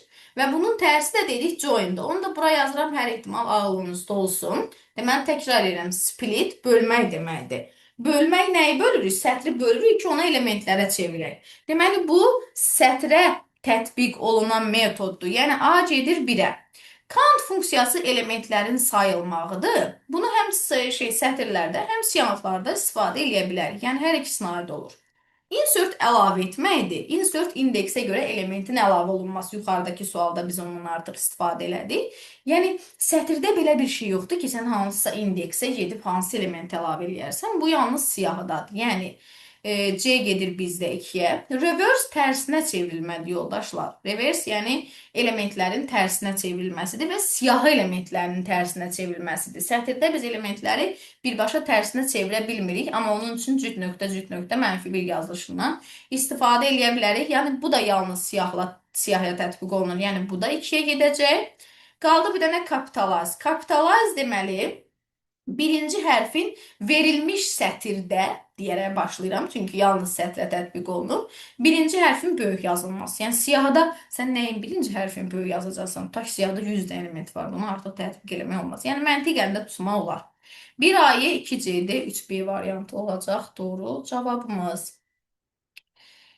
Gəldik 32-yə. A dəyişəninin və B dəyişəninin, K dəyişənlərinin qiymətləri verilib. For in range 0-dan, deməli, baxaq 0-dan, int A böl B, deməli, burada görürsünüz bölmə və vurma ardıcıldır. Yazıldığı ardıcıllıqla yerinə yetiriləcək. Yəni, ilk öncə A-nı B-yə bölür. 12 böl 4, 12 böl 4, 3.0. 3.0-da 3-ə vurur, 9.0 olur. Ona görə qabaqda integer qoyub ki, 0 olsun. Deməli, 0-dan 9-a qədər və bilirsiniz ki, burada sonuncu qiymət heç vaxt götürülmür. Yəni, 0, 1, 2, 3, 4, 5, 6, 7, 8 qiymətlərində hər dəfə mən deməli, K-nın üzərinə gəlməliyəm 2-ni. 1 vur 2 nə deməkdir? 2. Yəni, belə çıxır ki, 0-dan 8-ə qədər 9 dəfə K-nın üstə 2 gəlir. 9 dəfə K-nın üstə 2 gəlmək necə deməkdir ki? 18 gəlmək deməkdir. K-nın başlanğıc qiyməti 0-da axı. Deməli, doğru cavabımız olacaq 18. 1 saniyəymiş. Gəldik 33-cü suala. Rabitə kanalı ilə informasiya həcmi bu qədər olan qrafik təsvir ötürülür. Heç bir şey. Sizə sürət verib, zaman verilib, daha doğrusu həcm verib, sürət verib, zamanı istəyir. Düzdür, hər ehtimal yadımıza salaq. Həcm bərabər isə sürət vurulsun zamana, sürət bərabər olacaq, həcm bölünsün zamana. Deməli, həcmimiz 256 kilobaytdır. Bu isə 128 saniyədir. İndi gəlin bunu biz kilobaytla tapaq, sonra kilobitə çevirərik. 256-nı 128-ə böləndə düşür 2. İndi mənim aldığım 2 hələ ki 2 kilobayt bölünsün saniyədir yoldaşlar. Çünki həcm kilobaytla verilib axı. Bax ki, cavablara 2-ni də qoyubmu? 2-ni də qoya bilər çaşdırıcılığı üçün. Yəni qoyulsa da çaşmayın. İndi məndən kilobitlə istəyir axı. Bunu da bir dənə kilobitə çevirməliyəm. Kilobaytdan kilobitə çevrilmə qaydasını tez yadımıza salaq. Kilolar getdi, baytdan bitə keçəndə nə edirəm? 8-ə vururam. 2 vur 8 olacaq 16. Deməli, doğru cavabımız olacaq 16 kilobit bölünsün saniyə. Girişə verilən ixtiyari qısa mədədi üçün bu funksiyasının qiymətinin hesablanması hansı növ alqoritmaya aiddir? Biz demişdik ki, deməli kəsrin məxrəcində dəyişən olarsa bir dənə dayanıb fikirləşirik. Əgər bu kəsrin məxrəcini sıfıra çevirən qiymət varsa, avtomatik budaqlanan olacaq. Niyə? Çünki kəsrin məxrəci sıfır ola bilməz. Əgər çevirən qiymət yoxsa xəttdir. İndi kəsrin məxrəcinin sıfıra çevrilməyi üçün 3 plus x kvadratı bərabər 0, gərək x kvadratı burada mənfi 3 olsun. Mənfi 3 ola bilərmi? Tam ədəddən söhbət gedir, ola bilməz. Deməli, bu kəsrin məxrəcini sıfıra çevirən qiymət yoxdur. Deməli, heç bir burada budaqlanandan söhbət gedə bilməz. Xəttidir. Amma yazsaydı, məsəl üçün deyirəm də, x kvadratı çıxılsın 9. Yəni 5 bölü x kvadratı çıxılsın 9. Artıq bilirsiniz ki, x-in 3 qiymətində bu sıfıra çevrilir. Siz şərt qoymalısınız ki, x 3-dən, həmçinin mənfi 3-dən fərqli, mənfi müsbət 3-dən fərqli olsun. Yəni, baxın, buna görə artıq orada budaqlanan olacaq. Cədvəldə faylların adları və onların informasiya həcmləri verilmişdir. Bu faylların 4 kilobaytlıq klasterə malik diskdə saxlandığını nəzərə alaraq, bütün video faylların diskdəki həcmini kilobaytla müəyyən edin. Dəfələrlə baxdığımız bir sual tipidir. Abituriyentə, MİQ-ə, yəni hər yerdə bu sual tipindən istifadə olunub. Deməli, yoldaşlar, mən sizin üçün hal-hazırda bütün səs fayllarını və bütün video faylların genişlənmələrini bura qeyd eləyəcəm ki, yəni birdən sizə lazım olar, kimdəsə bu məlumatlar olmaya bilər. Ən çox istifadə olunan səs faylları genişlənmələri WAV-dır. Deməli MP3-dür, M3U-dur, ACC-dir, VMA-dır. Deməli MIDI-dir, AIF-dir. M4A-dır. Bir də M4-ü düzgün yazaq. MPA. Yəni ən çox bunlar düşə bilər sizə zənnimcə. Və ən çox istifadə olunan video faylların genişlənmələrində sizə yazıram MOV-dur, MP4-dür. Bax bu M4A ilə MP4-ü xahiş edirəm qarışdırmayın. Daha sonra FLV-dır, deməli AV-dir. VMF, WMF-dir. Daha sonra AV-ni yazdıq. VOB-dur, deməli AAAF-dır, MOD-dur və MPEG var ki, bu da ən çox düşən suallardandır. İndi bizə deyir ki, bizə hansı faylları soruşurdu? Video faylların deməli diskdə tutduğu həcmi müəyyən edin. İndi buradan yoldaşlar video faylları seçirəm. Baxın, AV bizim video faylımızdır və FLV bizim video faylımızdır. Qrafik faylların həcmlərini qeyd eləmədim, çünki qrafik faylları yəqin ki bilirsəm, onları da qeyd eləyərik indi. Deməli, klasterimiz verilmişdi 4 kilobayt. Faylı 4 kilobaytlıq klasterlərə necə yerləşdiririk yoldaşlar? Baxın, bizim 129 kilobaytlıq faylımız var, düzdür? Mən 129 kilobaytlıq faylı 4 kilobaytlıq klasterə yerləşdirsəm, 32 tam nə qədərsə düşür. Yəni 32-yə tam yerləşmir. O zaman mənim 33-cü klasterə ehtiyacım var. Yəni 33 dənə klaster.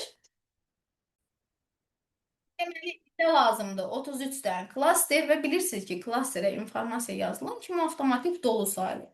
Deməli, 33 dənə klasterimdə 4 kilobaytdan eləyəcək 132 kilobayt. Yəni gördünüz, faylın həcmi 129 olmağına baxmayaraq diskdə tutduğu həcm oldu 128 kilobayt. Həmçinin ikinci video faylımız şəkil.flv faylıdır. Deməli 197 kilobaytdırsa mən bunu dörtlük klasterlərə yerləşdirsəm, yenə 49 tam nə qədərsə düşür. Yəni 49-a tam yerləşmir. Deməli mənim 50 dənə klasterə ehtiyacım var. 50 dənə klasterimin də 4 kilobaytdan hamısı tam da olsa, ümumi olacaq 200 kilobayt. İndi şərti unutdum. Gəlin görək bizdən klasterin sayını istəyirdi, yoxsa həcmini istəyirdi. Bəli, deməli 132 kilobayt, bu da 200 kilobayt. Deməli 332 kilobayt hamısının bir yerdə həcmi olacaq. Yəni diskdə tutduğu həcm. İndi ola bilər ki, sizdən klaster sayını da soruşsun. Hər ehtimal. Hər ikisini siz bilin. Gəldik növbəti suala. Hesablayın. Deməli, 16-lıq say sistemindən 10-luq say sisteminə çevrilmədi. İstənilən say sistemindən 10-luq say sisteminə qüvvət üstün yazılışla keçirdik. 1F6-dan keçən zaman yazırıq 16 üstü 0, 1, 16 üstü 1, 16, 16 üstü 2, 256. Bu da olur 1 vur 256, yəni 256. Üstə gəl F-imiz bilirsiniz 15-dir. 15 vur 6, yəni 240. Üstə gəl 6. Deməli 246 üstə gəl 256, bu da eləyir 502. Deməli, doğru cavabımız 10-luqda 502. Sadə bir çevrilmə sualı.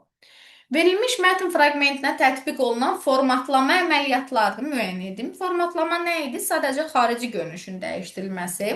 Baxıram ki, mətn görürsüz, sağ tərəfdən tam olaraq düz yığılıb. Bu nə vaxt mümkün ola bilər? Biz mətni deməli sağa düzləndirmə etmişik. Həmçinin burada görürsüz informasiya texnologiyalarının rəngi dəyişib. Deməli həm rəng dəyişməsi də var. Bir də burada görürsüz sözlər mailli, yəni italik formada yazılıb. Deməli sağa düzləndirmə, rəng və kursiv, yəni A variantı bizim doğru cavabımızdır. Verilənlər bazası fraqmentinə əsasən bu sorğunu icra eləyin. Deməli, informatikası deyir 85-ə bərabər olan yazıları 2. Or, riyaziyyatı 90-dan böyük olanlar. Bu da olacaq 1-ci və 4-cü yazı. Or, bizdə birləşmə deməkdir. Birləşdirəndə bunların hamısı götürülür. Olur 1, 2, 4. Bizə isə onların ümumi sayını soruşur. Deməli, 3 dənə yazı. Bizim şərtimizi ödədi. C variantı. Gəldik 39-cu suala. Verilənlər bazası cədvəlində adları Ayan Arzu alim olan əməkdaşları müəyyən etmək tələb olunarsa, yəni deməli bunlar üçün elə bir sorğu yaratmalıyam ki, hər üçü üçün ortaq olsun. Hər üçü üçün ortaq odur ki, hər üçü A hərfi ilə başlayır. Deməli yazacağım ad bərabərdir A. Yəni A-dan sonra 5 hərf də ola bilər, 10 hərf də ola bilər. Neçə hərf istəyirsiniz qoya bilərsiniz. Deməli, burada belə bir şey var ki, sual işarəsinin yerinə yalnız bir simvol qoya bilirəm. Yəni əgər sualla yazası olsam, görürsüz hamısı 4 hərflidir. Buna görə 3 dənə mən sual qoyum. Və yaxud da ad bərabərdir, A ulduz yaza bilərəm. Yəni ulduzun yerinə artıq bura Ayan da gedir, Arzu da gedir, Abdurrəhim də gedir, A hərfi ilə gələn, Allah verdi də gedir. Yəni sual işarəsinin yerinə neçə simvol istəsəz qoya bilərsiniz. A variantı olmadığı birinci versiya olmadığı üçün doğru cavabımız olacaq A variantı. Gəldik 40-cı suala. Yenə defdirsə, nə etməliyik? Əlimizi tərpətmədən bunu oxumalıyıq. Deməli başlayırsınız, baxın, siyahı verilən hissədən. Bizə belə bir siyahı verin. For in range sıfırdan n-ə, yəni bir-bir bütün elementlərə müraciət edir. Və deyir ki, S-in inci elementi bərabər olsun onun alt proqramdan gələn versiyasına. Yəni DZ görürsünüz yuxarıdakı alt proqramdır. Deməli, bir dənəsini, bir dənə başa düşəyəmsin, başa düşəcəyik. Deməli, 12040 yuxarı gedən zaman A parametri olur 12040. Bunu stringə çevirir, sonra bunu listə çevirir. Yəni dırnaqda əvvəl 1 2 0 4 0. Sonra listədə çevirəndə dedim axı tək-tək parçalayacaq. Əlimi tərpətməyəcəm demişdim, amma sırf siz başa düşəsiniz deyə bunu yazıram. Belə olacaq. Dırnaqda 4, dırnaqda 0. İndi burada deyir ki, burada sıfırları say. Əgər t böyüksə sıfırdan, burada neçədən sıfır var? 2-dən sıfır var. Əgər sıfır t böyüksə sıfırdan, yəni sıfır varsa deməkdir də bu. A.count sıfır böyükdə sıfır nə deməkdir? Yəni orada bir dənə də olsa sıfır varsa, həmin o sıfırı sil. Amma nəzərinizə çatdırın ki, yoldaşlar, remove ilk qarşısına çıxanı silir. Yəni deməli belə çıxır ki, hansında sıfır varsa, onun birinci sıfırını siləcək, qalan sıfırlarla işi olmayacaq. Və burada ehtiyatlı olmaq lazımdır. Aydındır mı bitiyor? Artıq proqramı tətbiq eləyə bilərəm də. Deməli 120-40-dan yalnız bu sıfırı siləcək. Qalacaq əlimdə mənim 124 yanında 0. Ondan bir dənə sıfır var, onu siləcək 1 qalacaq. 6007-dən birinci sıfır silinəcək, 607 qalacaq. Deməli 230-dan elə bir dənə sıfır var, silinəcək. 100-dən 10 qalacaq, 2020-dən də 220 qalacaq. Birinci sıfır silindiyi üçün. İndi bizə nə deyirdi? Bunu hər dəfə əlavə elədi, dəyişdi, vəsiyo. Bunu da siyahı şəklində bizə verəcək. Yəni doğru cavabımız elə baxın A variantı. Sadəcə siyahıda çıxacaq. Bunu unutmayın. Amma bircə saniyə A yoxsa bu. Bir də bununla bunun arasında dayanmaq lazımdır. Çünki görürsünüz eyni variantlardır, amma biri integerdir, biri stringdir. Deməli burada bizə sıfırdan silinmədən sonra burada onu biz axtarmalıyıq ki, string kimi onu siyahıya çevirib yoxsa necə çevirib? Deməli sıfırları siləndən sonra bax return int. Görürsüz? Orada burada artıq hər dəfə əlavə eləyəndə, yəni aşağıda bərabər eləyəndə integerə çevirib sonra bərabər eləyir. Deməli, doğru cavabımız olacaq A variantı. Tam olaraq da bəs müəllim, bu 1, 2, 4, 0 kimi parçalanmışdı. Axı necə 124 oldu desəz, bax buradan gedir sıfırın biri silinir, siyahı qalır bu şəkildə, düzdür? Bax ondan sonra ən axırda remove eləyəndən sonra return int join A. Bax görürsünüz yenə join dediyi nə edir? Siyahını sətrə qaytarır. Və qabağında dırnaqda heç nə yazılmayıb. Yəni vergüllərin yerinə heç də olmasın. Bu birləşsin, sətrə qayıtsın, amma integer versiyada. Ona görə 1, 2, 4, 0 integer versiyada olacaq. Yəni doğru cavabımız olacaq A variantı. Gəldik 41-ci suala. Doğru mülahizələri müəyyən edin. Home and xidməti klavişlərdir. Xeyr, home və end yoldaşlar. Home deməli sətrin əvvəlinə aparır kursoru, end sətrin sonuna. Deməli bunlar kursoru idarə etmə klavişləridir. Bir yanlışdır. Xidməti klavişlər Ctrl Shift və s. F1-dən F12-yə kimi bunlar funksional klavişlərdir, doğrudur. Backspace kursordan sağda yox, kursordan solda yerləşən simvolları silir. Page up page'dan kursoru idarə edir, düzdür. Çünki page up bir ekran up yuxarı və page'dan bir ekran aşağı aparır. Delete kursordan sağda olan simvolu silmək üçündür. Bəli, backspace solda, delete isə kursordan sağda olan simvolu silir. Yəni doğru cavabımız olacaq 2, 4, 5 C variantı. Algoritmin icrasından sonra y dəyişəninin son qiymətini müəyyən edin. X dəyişən 13, y 12. Üçüncü addımda C bərabər olsun X-a, yəni 13-ə. Dördüncü addımda x bərabər olsun y bölü 2-yə, yəni 42 bölü 2 21-ə və ən sonda y bərabər olsun s minus y, yəni 13 minus y-ımız 42-dir, dəyişməyib. 13 minus 42 plus x-ımızın isə artıq yeni qiyməti var, olur plus 21. 13-dən 42 çıxır, mənfi 29, mənfi 29-un üstə 21 gəlirik, eləyəcək mənfi 8, yəni A, B, C, D. Hərfi variant seçəndə yenidən baxım. D variantı özünüz seçin. Deməli, gəldik neçədir bu? 43-cü suala. Ən məşhur demək olar ki, Excel sual tiplərindəndir. Elektron cədvəl fraqmenti verilib. B1 xanasına nə yazılmalıdır ki, x addım hesablamalardan sonra bu diapazona əsasən qurulur.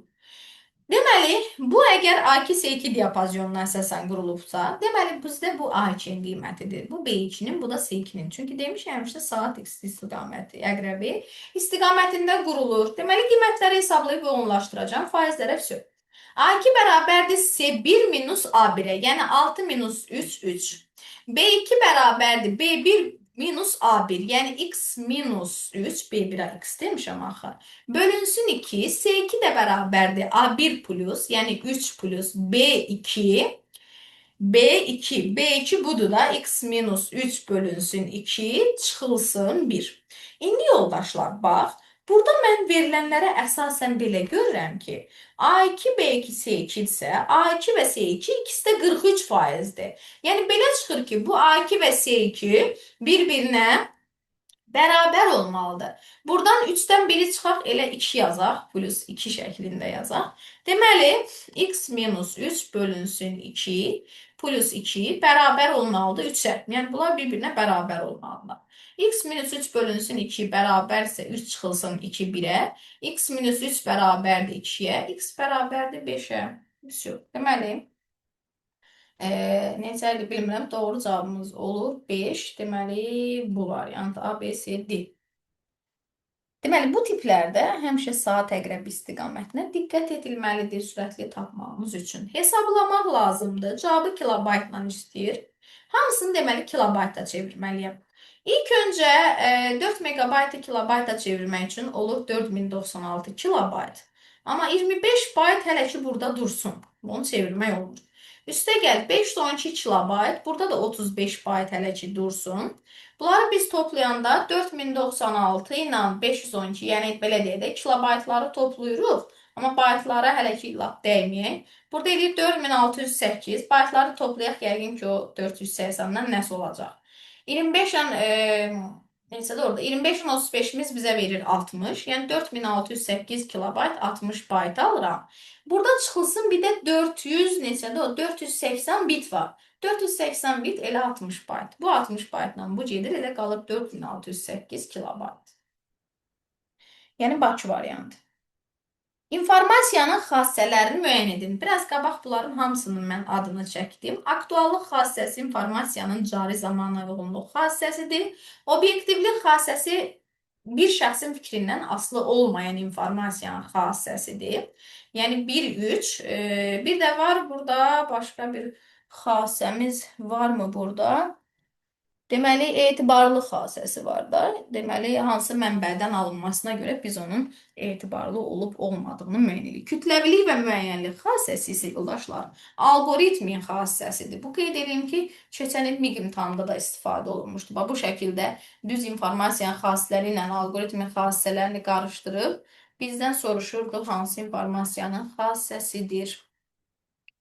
Gəldik 46-cı suala. Axtarış sisteminə tətbiq edilən sorğular nəticəsində verilən veb səhifəsi sayını müəyyən edin.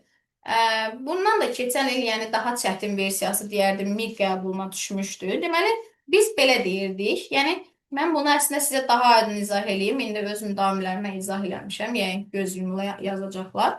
Bax, təsəvvür edin ki, bura serverdir, bura fayldır, bura protokoldur. Server and file and protokol bizim bu hissəmizdir. Mən sırf rənglərlə göstərəcəm sizin görməyiniz üçün. Server or file or protokol desə bunun hamısı rənglənir. Yaxşı, onu da kənarda çəkim. Yəni or birləşmə deyildir. Baxan kimi görünür ki, bu ən böyükdür də, yəni. Bir ən böyük. Server and file or protokol desəydi, onu da buralarda bir yerdə çəkməyə çalışacağım sizin üçün. Server fayl protokol. Deyir ki, serverlə faylı kəsişdir. Server fayl bu protokol olsun. Serverlə faylı bir dəqiqə. Server and file. Serverlə faylı kəsişdirdim. Bir də protokolun hamısı. Baba, o da belə olacaqdır. Yəni deməli 1 böyükdür 2-dən, o da böyükdür 3-dən. Ümumiyyətlə həmişə or olanlar daha böyük olur, end olanlar isə həmişə daha kiçik olur. Amma görsəz ki, vəbşi qarışıq versiya verilib. Yəni burada düzdür, çəkməyib də tapa bilərdiniz. İndi bəlkə ümumiyyətlə kiminsə məlumatı sıfırdır, ona görə çəkərək göstərdim. Görsəz ki, çox qarışıqdır, o zaman çəkərək tam olaraq hansı böyük, hansı kiçik müəyyən edə bilərsiniz. Yəni ən yaxşısı Euler-Venn diaqramının üzərində işləməkdir. A variantı. Gəldik 47-yə. Proqramın icrası zamanı girişə bu sətir deyən ki, daxil edilərsə, deməli nəticəni müəyyən edin. Bu mənfi ədəddir, ehtiyatlı olaq. Deməli input bunu daxil elədi. Int bunu integerə çevirdi. ABC də heç bir şey müsbətə çevrildi. 4, 2, 8, 1. Deməli, for i in range 0-dan 5-ə, yəni i-nin qiymətləri 0, 1, 2, 3, 4. Yəni belə çıxır ki, 5 dəfə dövr gedəcək. 5 dəfə dövrdə hər dəfə bunu 10-a böl. Hər dəfə bunu 10-a böləndə yoldaşlar, son rəqəmlər gedir də. Məsələn, bunu belə izah edeyim sizə. Kiçik rəqəmini izah edəcəm. Məsələn, 123-ü 10-a böləndə tam hissədə nə qalır? 12 qalır. Bir də 10-a böləndə 1 qalır. İndi mən bunu 5 dəfə 10-a bölsəm, 1 gedir, sonra 8 gedir, 2, 3, 4, 5, 12 qalacaq bizim əlimizdə. Yəni 5 dəfə 10-a böləndə. Yəni promo elədim də. Bir də addım-addım yazıb vaxt itirməyimizə ehtiyac yoxdur. Sonra bunu 10-a vur deyir. 12 vur 10 120. Bir dənə də print K. Yəni elə 120 çıxacaq çapdan. Deməli 48-ci sual. Onluq say sistemində təsvir olunmuş bu ifadəni 8 say sistemində təsvir etmək lazımdır. Deməli bilirdik ki, bunları ilk öncə 2-nin qüvvət kimi yazmalıyıq.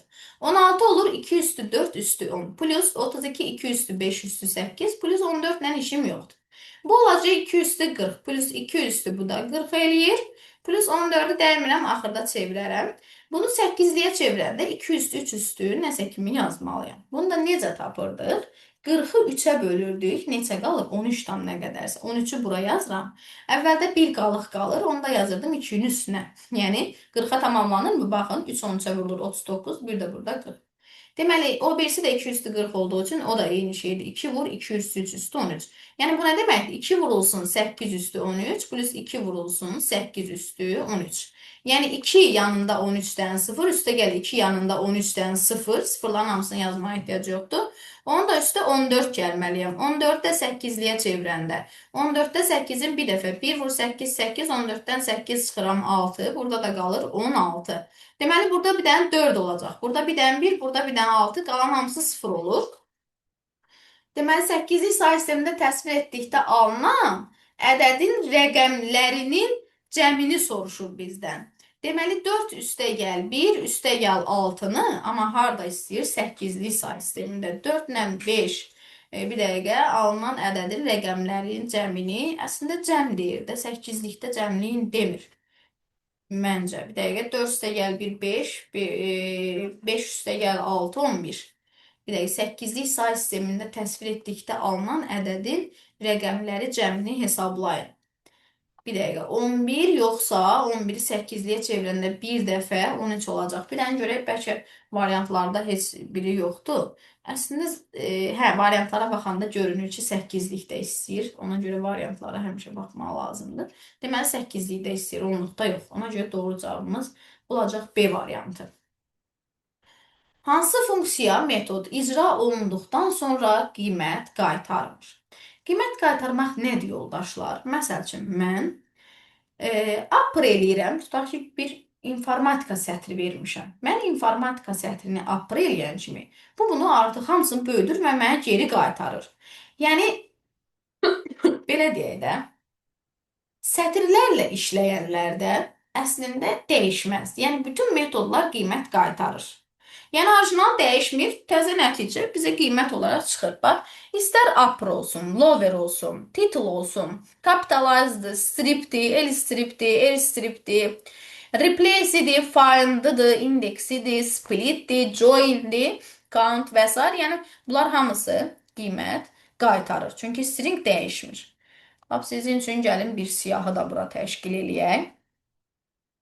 Deməli, upper, lower. Da bir də doğru yazışını yazmıram. Əsas özlərini yazıram. Görəndə onsuz yadımızda qalacaq. Title'dır, capitalized'dır.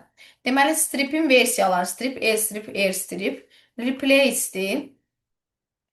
Deməli, find aydın məsələdir, indexdir, splitdir. Hansı qaldı demədiyim, join sətirlə də işlədə bilirik. Join-i, count-dur. Всё. Bunlar sətirlərlə işləyənin məncə hamısını qeyd elədim. Siyahılarla işləyənləri isə burada dəyişkənlik ola bilər. Yəni qaytara da bilər, qaytarmaya da bilər. Onu da gəlin belə bir dənə qruplaşdıraq. Qaytaranlar hansılardır? Deməli sort. Axı bu azdan çoxa doğru yığır. Amma mən qiyməti qaytarmalıdır. Sonra copy qiyməti qaytarmalıdır. Count qiyməti qaytarmalıdır. Index qiyməti qaytarmalıdır. Daha sonra lend isə qiyməti qaytarmalıdır. Sumdursa, minimumdursa, maksimumdursa. Yəni özünüz məntiqən fikirləşin. Mən nəyisə sum eləyirəm, son qiymətimi mənə qaytarmalıdır da. Qiymət qaytarmayan nə ola bilər? Bax, bunlar siyahılarla işləyəndə qiymət qaytaranlardır. Qiymət qaytarmayanlar ola bilər appendin özü. Yəni mən appenddə nə edirəm ki, siyahıya əlavə edirəm də, o mənə necə qiymət qaytarsın ki, aparır siyahıya əlavə edir. Sonra extendin özüdür, qiymət qaytarmır, yəni yerində dəyişir sadəcə olaraq. Insert'ün özüdür, inci indeks elementi əlavə edir, amma qiymət qaytarmır. Belə. Düşünürəm ki, hamısını artıq doğru şəkildə qruplaşdırıb yadda saxlayarsınız və sizə lazım olar imtahanda da. Deməli, bizdə nə soruşur? Qiymət qaytarmır. Dedik ki, append qiymət qaytara bilməz. Insert qiymət qaytara bilməz. Burada başqa hansı var? Deməli, indi bir məsələ var ki, sort, bir dəqiqə, sort qiymət qaytarır axı. Burada var 2, 4, 6, 2, 4, 5 var. Bax, bir dəqiqə. Replace 100% qiymət qaytarır. Bu getdi. Count 100% qiymət qaytarır. Upper 100% qiymət qaytarır. Bir dənə orada sort qaldı. Sort qiymət qaytarırmı? Bir dəqiqə, bir dəqiqə, bir dəqiqə. Sort qiymət qaytarmalıdır axı, çünki birbaşa bizə nəticəni verir. Gəlin bir dənə bunu tam dəqiq Pythonda yoxlayaq, çünki ola bilər ki, mən qarışdırdım. Çünki digərləri gedəndə orada ancaq sort qalır. Məsəl üçün 1, 8, 0, 2. A sort. Düzdür. Qiymət qaytarmır. Birbaşa biz bunu çağırmalıyıq ki, qiyməti görək. Bəli, bəli. Burada mən bir dənə sortu səhv yazmışam. Sort da qiymət qaytarmır. Deməli, 2, 4, 6 olacaq bizim doğru variantımız. Yəni, Bakı variantı. Digərlərini isə hamısını qeyd şəkildə götürün. 50-ci sualda elektron cədvəldə diapazondakı xana sayı. Xana sayını necə tapırdıq? Yuxarıda da ona aid bir hansısa sual sanki elədik. HTML-dən dedim ki, xana deyəndə sətr və sütunun kəsişməsi başa düşülür. Yəni, xana bərabər sətr və sütunun hasilinə.